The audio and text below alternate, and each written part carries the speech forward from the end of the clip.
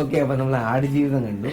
ഒന്നും പറയാനില്ല, കാരണം ഇത് ഒരു സിനിമയായിട്ട് നമുക്ക് എന്തായാലും കാണാൻ പറ്റത്തില്ല കേട്ടോ. ഇപ്പോഴും ഞാൻ ഇന്നതാ രാവിലെ തന്നെ ഒരു വീഡിയോ കണ്ടായിരുന്നു, അതിൽ പറയുന്നു പടം കിട്ടും മാസമായിട്ടുണ്ട്.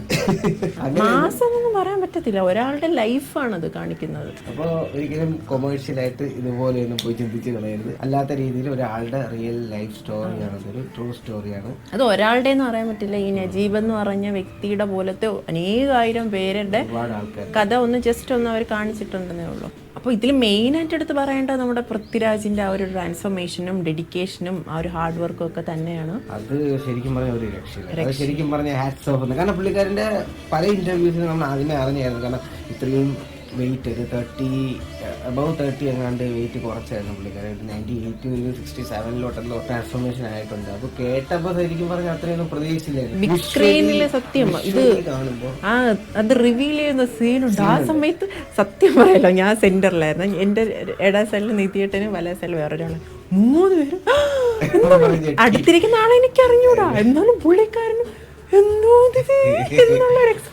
പക്ഷെ ഒരു കാര്യം എന്ന് വെച്ചാൽ ലച്ചുവിന് തോന്നിയ ഒരു ഡൗട്ടാണ്, പുള്ളിയുടെ ഫുൾ ആ ഒരു ബോഡി റിവീൽ ചെയ്യുന്ന ഒരു സീൻ അതിലുണ്ട്. ഞാൻ സിനിമ ഇടയ്ക്കാ കണ്ടത്. ആൾക്കാർ ആ സിനിമ കണ്ടിട്ടുണ്ടായിരിക്കാം. ആ സിനിമ പക്ഷെ നോർമൽ മൂവിയിൽ ആ സീൻ ഇല്ല, അവര് ഓൾറെഡി എടുത്ത് മാറ്റിയ ഒരു സീനാണ്. എക്സ്റ്റൻഡഡ് വേർഷനിൽ ആ ഒരു സീൻ എക്സാക്ട്ലി ഇതുപോലത്തെ ഒരു സീനുണ്ട്, അതായത് ദ മാർഷ്യൻ എന്ന് പറഞ്ഞ പടത്തിൽ പുള്ളിയുടെ ലാസ്റ്റ് ആ ബോഡി ട്രാൻസ്ഫോർമേഷൻ റിവീൽ ചെയ്യുന്നത് കാണിക്കുന്നുണ്ട്. അപ്പം പുള്ളിക്കാരെങ്ങനെ നടന്നു പോകുന്നതും ഈ ആടുജീവിതത്തിൽ ആ പൃഥ്വിരാജ് ചെയ്യുന്ന ഒരു ഷോട്ടും ചെറിയൊരു റിസംബ്ലൻസ് നമുക്ക് തോന്നി. നമുക്ക് കണ്ട കാര്യം നമ്മൾ പറഞ്ഞു എന്നേ ഉള്ളൂ. മ്യൂസിക് വേറെ ആരുമല്ല, A.R. റഹ്മാന്റെ മ്യൂസിക്കാണ്. ഇപ്പം ആ ഒരു A.R. റഹ്മാൻ റിയൽ ടച്ച് ആ സിനിമയിലോട്ട് കൊണ്ടുവന്നിട്ടുണ്ട്. കാരണം നമുക്കറിയാലോ A.R. Rahman is A slow Poisson music director. So time എടുക്കും നമുക്ക് അത് ഉള്ളിലോട്ട് ഇറങ്ങാൻ വേണ്ടിയിട്ട്. പിന്നെ വിഷ്വലിന്റെ കാര്യം പറയാവുന്ന നേരത്ത് VFX വളരെ ഫസ്റ്റ് ഷോട്ടിൽ തന്നെ VFX ആണ്. എനിക്ക് ഭയങ്കരമായിട്ട് ഇഷ്ടപ്പെട്ട ഒരു ട്രാൻസിഷൻ എന്ന് വേണമെങ്കിൽ പറയാം. ഒരു റിവറിന്റെ ഒരു സീനാണ് അത്. നിങ്ങൾക്ക് സിനിമ കാണാൻ നേരത്തെ നിങ്ങൾക്ക് മനസ്സിലാവും. പിന്നെ ബാക്കിയുള്ള ആക്ടേഴ്സ് എല്ലാരും പുതിയ ഒരുപാട് പുതുമുഖങ്ങളൊക്കെ ഉണ്ട്. എല്ലാവരും ഒരുപാട് നല്ല രീതിയിൽ ഒന്നിനൊന്ന് വെച്ച്, കാരണം ഇതിലെ പ്രൊഡ്യൂസർ തന്നെയാണ് അതിലെ ഒരു മെയിൻ ആയിട്ടുള്ള ഈ റോളും ചെയ്തിരിക്കുന്നത്.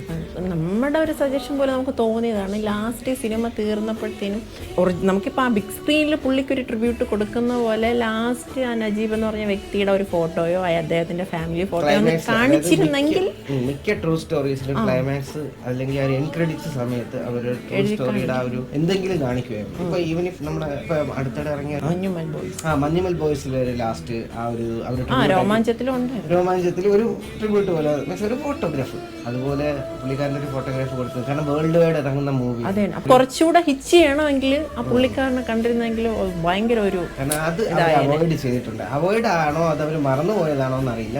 പുള്ളിക്കാരൻ്റെ ഒരു ഫോട്ടോയോ അല്ലെങ്കിൽ എന്തെങ്കിലും ഒരു വേർഡിങ്സോ എന്തെങ്കിലും ഒരു ട്രിബ്യൂട്ട് പോലെ കൊടുത്തിരുന്നെങ്കിൽ ഒരു കാര്യം എന്ന് വെച്ചാൽ കണ്ണ് നിറയില്ലെന്ന് ഒരു കൈ കണക്കില്ല എന്ന് പറയുന്നുണ്ട്. അപ്പൊ നല്ല രീതിയിൽ ഞാൻ ഇടയ്ക്കിടയ്ക്ക് ഞാൻ കണ്ടുകൊണ്ടിരുന്നപ്പോൾ തന്നെ അറിയാതെ ഇനി പോകുന്ന കുറെ സീനുകൾ ഉണ്ടായിരുന്നു. അപ്പം ഒരു ട്രൂ സ്റ്റോറി, ഒരു വെരി ഗുഡ്, ഒരു എക്സലന്റ്, ഒരു എക്സ്ട്രാ ഓർഡിനറി മൂവി ആയിട്ടാണ്. കാരണം ഈ ടോട്ടൽ മലയാളം ഇൻഡസ്ട്രിയിൽ നമുക്ക് എടുത്തു വെക്കാൻ പറ്റിയ ഒരു പടമാണ് ആടുജീവിതം.